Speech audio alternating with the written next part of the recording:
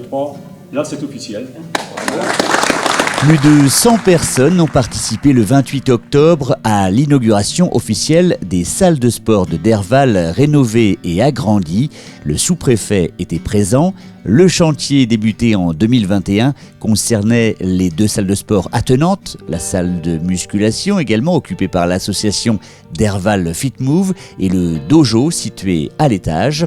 Une extension de 130 m² a notamment été réalisée.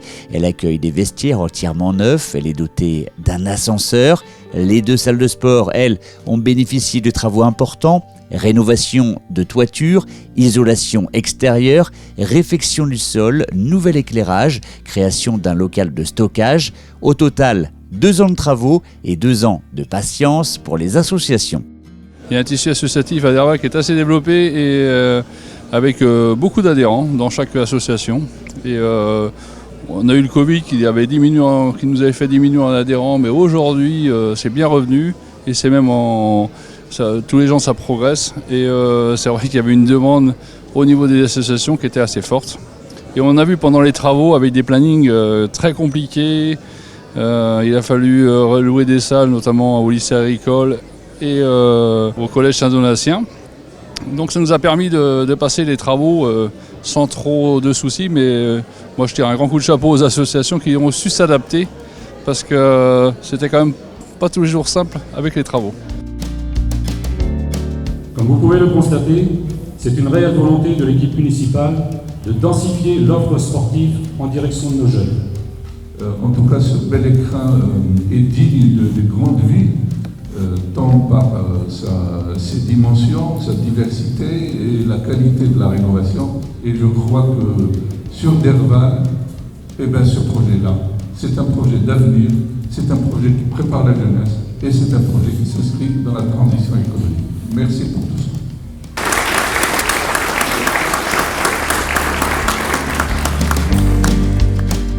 ça. Ce qui change, c'est qu'on retrouve nos conditions comme il y a avant 2 ans et même avant le Covid, qui sont complètement optimisées. La réhabilitation du dojo est très très bonne parce qu'avant c'était vétuste. Depuis la fin des années 70, le dojo n'avait pas évolué. Donc c'est une grosse modification, un gros changement au niveau de la pratique de judo par rapport à avant.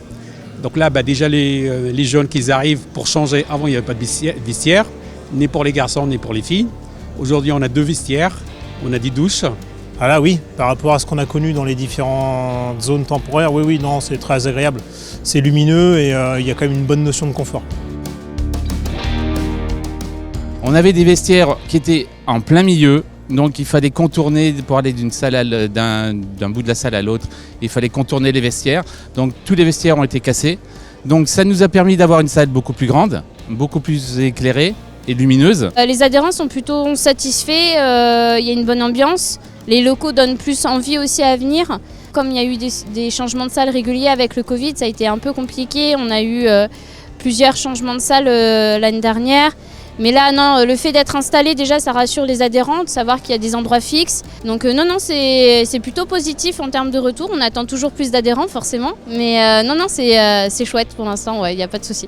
Et puis là, donc, on va pouvoir continuer, nous, à la mettre à nos couleurs, surtout au niveau de la décoration et puis l'investissement, le matériel. Et comme disait très justement Laurine, on attend aujourd'hui beaucoup de monde à venir. N'hésitez pas à venir nous retrouver ici avec nos 2 coachs bien dynamiques.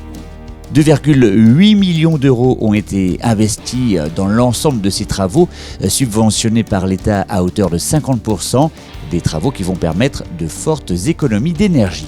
Les salles sont équipées de chauffage, mais bon, on pense que exceptionnellement, il faudra peut-être mettre le chauffage, mais sinon, il n'y aura certainement pas besoin de chauffage pour l'hiver. Et au niveau éclairage aussi, donc normalement c'est minimum 50% d'énergie en moins de consommer. Oui. Et par rapport aux normes aujourd'hui qui vont être imposées, donc on est au moins aux normes 2040. Donc ce qui va quand même être intéressant, ça va nous laisser un petit moment être tranquille au niveau rénovation. Et après les salles de sport, l'offre sportive va encore s'enrichir dans les prochaines semaines à Derval avec un pump track et un terrain de foot à 5.